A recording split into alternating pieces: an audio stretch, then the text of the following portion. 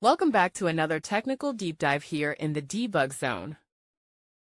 Today we're tackling a big question and breaking it down with insights from other users.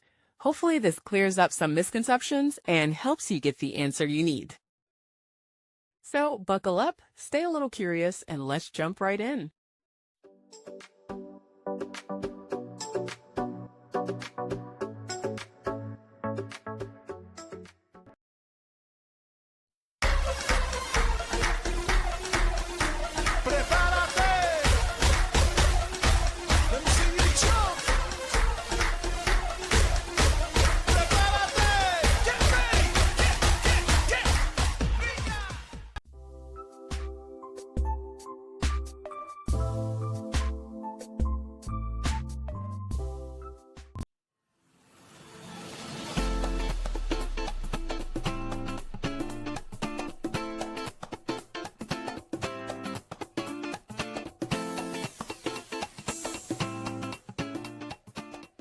And that's a wrap.